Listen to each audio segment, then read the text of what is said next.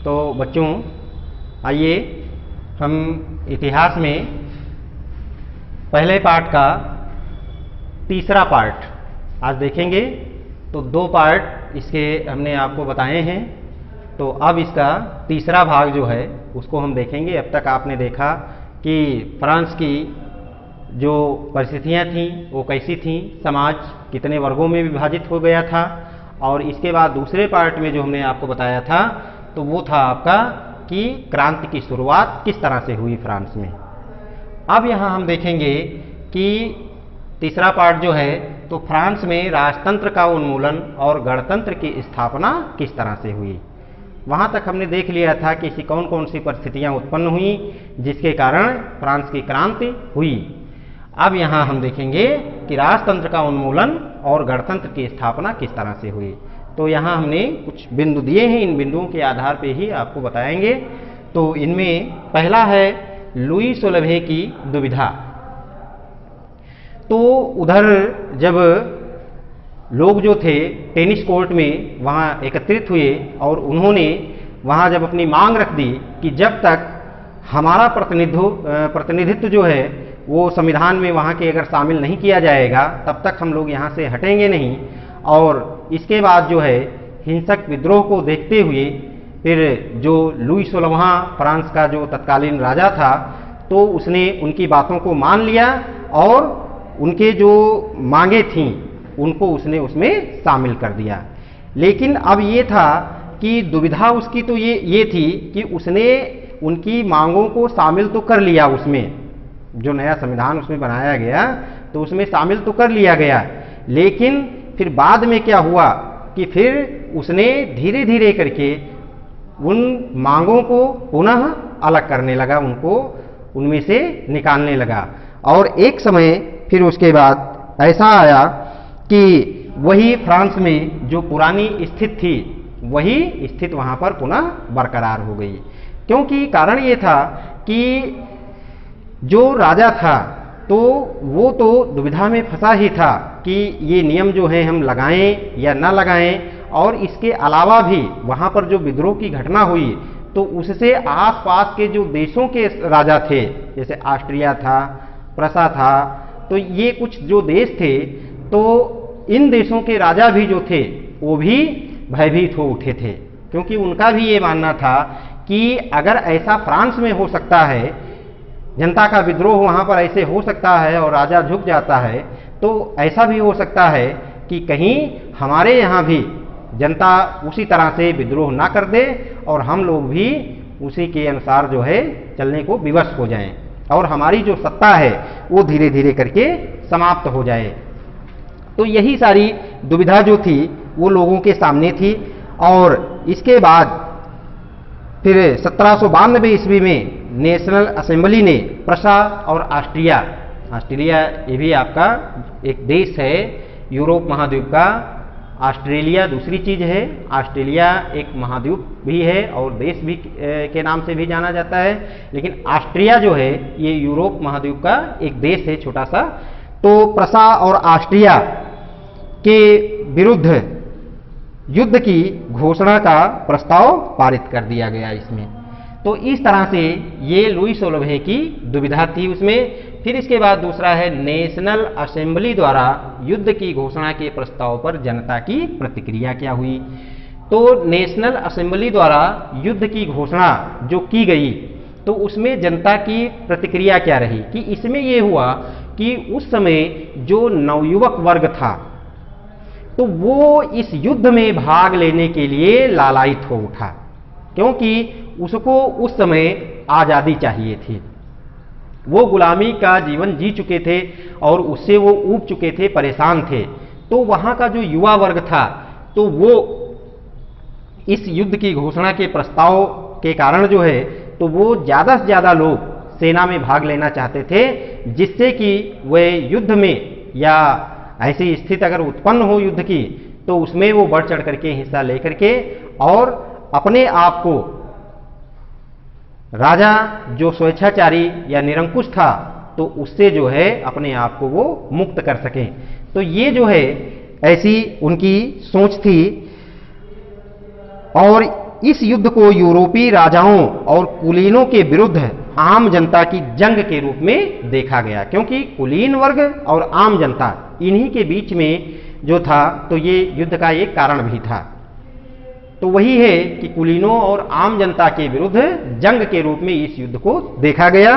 और युद्ध में भाग लेने हेतु उत्साहित स्वयंसेवी युवक कवि रॉजेट दी लाइल द्वारा रचित गीत, कवि रॉजेट दी लाइल ये नाम है, इन्होंने जो गीत रचा था, जैसे अपने यहाँ जो है वंदे मातरम बंकिम चंद्र चटर्जी के द्वारा रचा गया, और वो गीत जो है हम सभी जानते हैं कि जब भी स्वतंत्रता दिवस या गणतंत्र दिवस या ऐसे कोई मौके आते हैं तो ऐसे मौक़ों पर उसको गाया जाता है।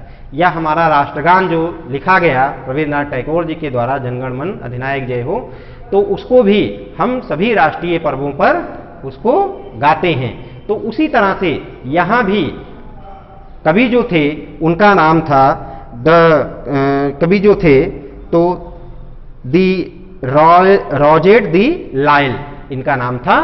तो इनके द्वारा एक गीत जो है वो लिखा गया, और इस गीत को ये जो स्वयंसेवी संघ के युवक थे तो ये लोग उसी गीत को गाते हुए आगे की ओर बढ़े, और उस गीत का जो नाम था वो था मार्सिले, ठीक है। और यही मार्सिले फिर बाद में चल करके फ्रांस का राष्ट्रीय गीत बना।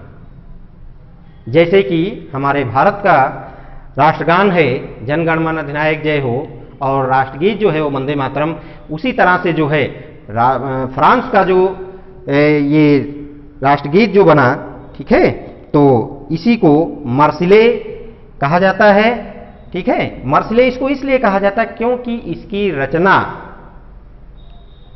उनके द्वारा की गई थी, तो इसलिए जो है इसको नहीं, मार्सिले इसको इसलिए कहा जाता है क्योंकि ये सबसे पहले गीत जो है जब आज़ादी की जंग छिड़ी थी तो उस समय इसको गाया गया था, तो इसलिए इसी को फिर राष्ट्रगान के रूप में, राष्ट्रगीत के रूप में इसको जो है जारी कर दिया गया था यहाँ पर।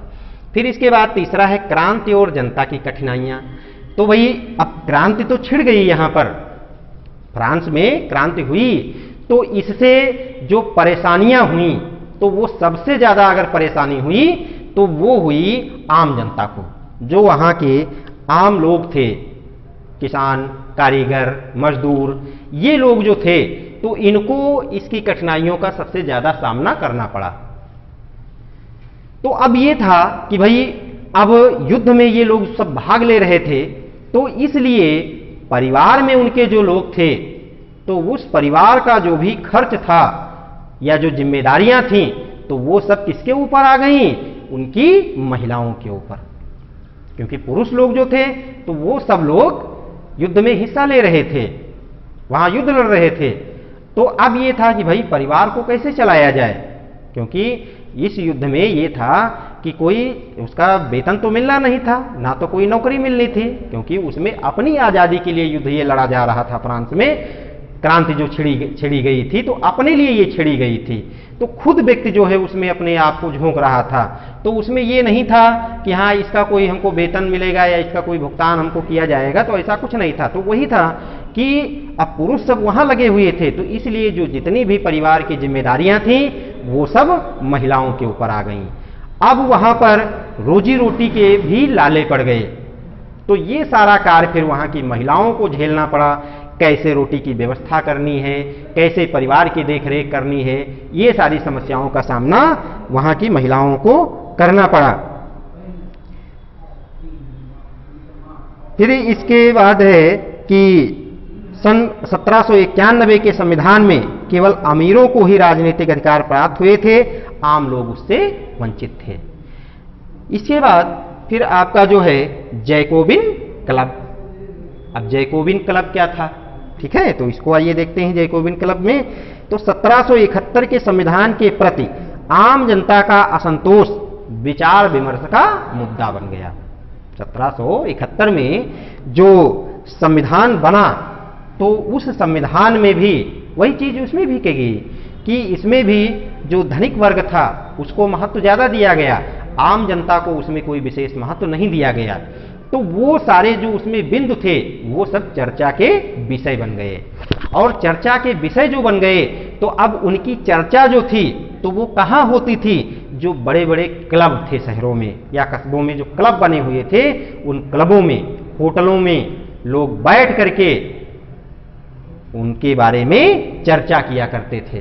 तो इसीलिए इनको जैकोबिन क्लब नाम दिया गया कि जैकोबिन लोग जो थे ये जहां पर बैठ करके अपने मुद्दों से संबंधित बातों पर चर्चा करते थे और वहां पर वो लोग आपस में विचार विमर्श करते थे, उन्हीं को जो है जैकोबिन क्लब के नाम से जाना गया। इसमें राजनीतिक अड्डे तो कई थे, किंतु इनमें से जैकोबिन क्लब सर्वाधिक सफल था। वही हमने जो बताया अभी आपको कि सब लोग जो थे तो वो अपने अपने जगहों पर बैठ करके अपना विचार विमर्श किया करते थे, लेकिन उन सब में जो सबसे महत्वपूर्ण एक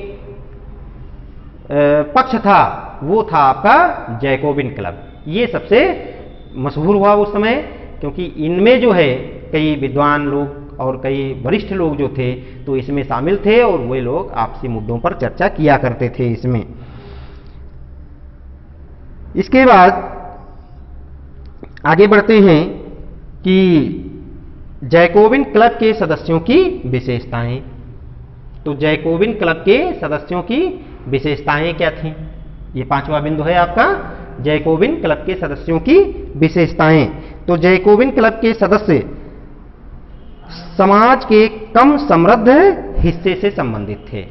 यानी जैकोबिन क्लब के जो सदस्य थे तो ये लोग, ऐसा नहीं था कि कुलीन वर्ग से संबंधित थे या जो मध्यम वर्ग था उससे संबंधित थे, ये लोग सबसे तीसरा जो स्टेज था उससे संबंधित थे। इसमें आपके जो थे तो अध्यापक, वकील, डॉक्टर, ठीक है, ये लोग इसमें शामिल थे।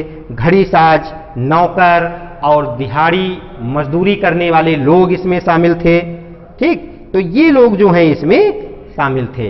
पेस्ट्री बनाने वाले, मतलब यही जो दैनिक कार्य करके अपना जीवन यापन करते थे लोग, जो रोजाना कोई ना कोई अपना काम करते थे, कोई दुकान अपनी चलाते थे, तो वो लोग इसमें शामिल थे, जो जिनकी रोजमर्रा की जिंदगी उनके अपनी दुकानों पर ही निर्भर थी, या जो रोजाना का उनका जो अपना कार्य होता था उस पर उनकी जिंदगी निर्भर थे। तो ऐसे लोग इसमें सदस्य शामिल थे। इनका नेता जो था उसका नाम था मैक्समिलियन रोबेस्पियर। यानी ये जो जैकोबिन क्लब के सदस्य थे तो इनके नेता का जो नाम था तो वो था, नेता का नाम मैक्समिलियन रोबेस्पियर, ठीक है, था। अपनी अलग पहचान बनाने के लिए जैकोबिनों के एक बड़े समूह ने गोदी कामगारों की धारीदार लंबी पतलून पहनने का निर्णय लिया था। अब ये देख लेते हैं भाई, गोदी एक शब्द आ गया तो गोदी क्या था कि भाई गोदी लोग जो थे वो धारीदार पैजामा पहनते थे। जैसे हम कह सकते हैं अपने यहाँ जिसको कहते हैं कि हाँ पटरा छाप जांघिया जो पहनी जाती है, या पजामा तो खैर अब नहीं पहना जाता है, पहले पहना जाता था। जांघिया जो है अभी भी पहनी जाती है, नेकर जिसको कहते हैं। तो उसी तरह का धारीदार जो पजामा या पतलून के टाइप में वो होता था, तो ये गोदी समुदाय के जो लोग थे तो ये लोग उसको पहनते थे। तो उन्हीं का अनुकरण करके जो ये सदस्य थे, जैकोबिन क्लब के जो सदस्य थे, तो उन्होंने उसी तरह की पतलून पहनना शुरू किया और सिर के ऊपर लाल टोपी। तो ये उनकी एक पोशाक या उनकी जो है एक पहचान बन गई, ठीक है। और इसमें जो है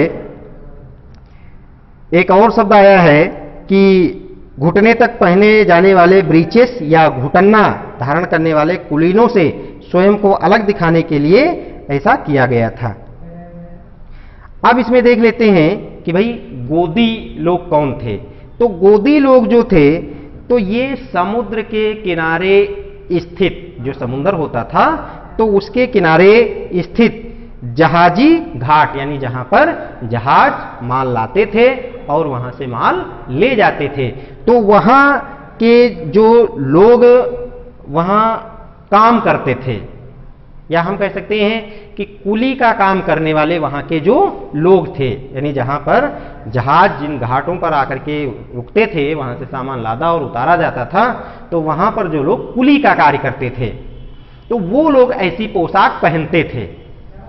तो इन्हीं लोगों का जैकोबिन क्लब के सदस्यों ने अनुकरण किया। ठीक, फिर इसके बाद चलते हैं जैकोबिनों का हिंसक विद्रोह और मतदान के अधिकार का विस्तार। जैकोबिनों का हिंसक विद्रोह और मतदान के अधिकार का विस्तार किस तरह से हुआ। तो सन 1792 की गर्मी के दिनों में जैकोबिन क्लब के सदस्यों ने भोज्य पदार्थों की जो महंगी कीमतें थीं, 1700 जो सन बताया गया 1792, तो इन दिनों जो वहां पर गर्मी का मौसम था, तो इस समय यहां पर भोज्य पदार्थों की जो कीमतें थीं वो आसमान छू रही थीं। बहुत महंगी उनकी कीमतें हो गई थी, भोज्य पदार्थ जो थे वहां पर। तो इसलिए यहां पर महंगी कीमतों के कारण अभाव से ग्रस्त पेरिसवासियों को साथ लेकर विशाल हिंसक विद्रोह की योजना बना ली गई कि ये जो महंगाई इतनी बढ़ी है, तो क्यों ना सभी लोग मिल करके इसका विद्रोह किया जाए, क्योंकि अगर भोजन नहीं होगा तो फिर हम लोग भी नहीं होंगे एक तरह से। तो ये जो भोज्य पदार्थों की बढ़ती कीमतें हैं, या इस समय जो इतनी कीमत बढ़ी हुई है, तो आखिर इससे कैसे निपटा जाए, तो इसके लिए जो है एक विद्रोह की योजना बनाई गई उस समय। और ट्यूलेरिये के महल पर उन लोगों ने 10 अगस्त की सुबह हमला कर दिया। इस हमले में राजा के रक्षक मारे गए और राजा को कई घंटों तक बंधक बनाए रखा गया। आगे चलकर नेशनल असेंबली ने शाही परिवार को जेल में डालने का प्रस्ताव पारित कर दिया और 21 वर्ष की आयु वाले सभी पुरुषों को मतदान का अधिकार प्रदान कर दिया गया, चाहे उनके पास संपत्ति हो अथवा ना हो। तो जैकोबिनों का हिंसक विद्रोह और मतदान के अधिकार का विस्तार इस तरह से हुआ कि भाई पेरिस में 1792 में जो गर्मी का मौसम था, तो उस समय जो वहां पर खाद्य पदार्थों की महंगाई बढ़ी, तो इससे लोग जो है वहां पर विद्रोह पर उतर आए और इसी को देखते हुए उन्होंने फिर हमला कर दिया। ट्यूलेरिये के महल पर उन्होंने हमला कर दिया और हमले में उन्होंने वहां का जो राजा था तो उसको बंदी बना लिया, बंधक बना लिया और उसको कैद में डाल दिया गया। और इसके बाद जो है कई दिनों तक उसको बंधक बनाए रखा गया और फिर बाद में असेंबली ने शाही परिवार को जेल में डालने का प्रस्ताव पारित कर दिया और फिर 21 वर्ष की आयु जो लोग पूरी कर चुके थे उन सभी को मतदान का अधिकार प्रदान कर दिया गया, चाहे वो धनिक वर्ग हो, उनके पास कोई संपत्ति हो और चाहे ना हो। क्यों? क्योंकि अब तक जो वहां पर नियम चलता आ रहा था, तो यही चलता चला आ रहा था कि जो धनिक वर्ग था वहां का या संपन्न वहां का जो वर्ग था, तो उसी को केवल मतदान का अधिकार था। आम जनता को यानी मजदूर या किसान, कारीगर, इन लोगों को उस समय मतदान का अधिकार नहीं था। तो अब ये जो है सभी को मतदान का अधिकार सौंप दिया गया कि अब सभी लोग मतदान कर सकेंगे। फिर है नवनिर्वाचित असेंबली या कन्वेंशन जिसको कहा गया। तो नवनिर्वाचित असेंबली, तो अब ये हुआ कि अब एक नई असेंबली निर्वाचित की गई जिसको कन्वेंशन नाम दिया गया। कि उधर जब ये सब राजा को वहां कैद कर लिया गया और उसको शाही जो जेल थी उसमें डाल दिया गया, तो उसके बाद जो है एक नई असेंबली का गठन किया गया और उस असेंबली का नाम रखा गया कन्वेंशन। जो नई नवनिर्वाचित जो असेंबली थी उसी का नाम रखा गया कन्वेंशन, समझे। तो अब इसमें क्या था कि इसने 21 सितंबर 1792 को राजतंत्र का अंत कर दिया और फ्रांस को गणतंत्र घोषित कर दिया और लुई 16वां को न्यायालय द्वारा मृत्युदंड सुनाया गया। और उसके बाद उसको जो है फिर जो वहां पर एक मशीन वहां पर इस्तेमाल की जाती थी फांसी देने के लिए, तो उसको जो है उसी में फांसी चढ़ा दिया गया।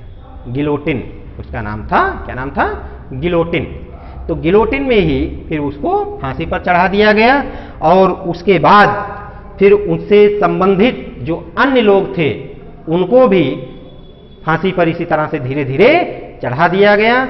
और उसकी पत्नी जो मेरी अंतो-अंत थी उसका भी फिर बाद में हश्र यही हुआ। तो धीरे धीरे करके फिर वहाँ पर जो वहाँ का तत्कालीन शासक था लुई 16वां, तो उसका शासन जो था वो समाप्त हुआ, उसका अंत हुआ। और फिर फ्रांस जो था तो एक नए गणतंत्र की ओर बढ़ा या एक नई सोच की ओर वो बढ़ा। तो इस तरह से फिर ये आपका फ्रांस में राजतंत्र का उन्मूलन और गणतंत्र की स्थापना किस तरह से हुई, तो ये हमने आपको बताया। और अभी देखते हैं इसमें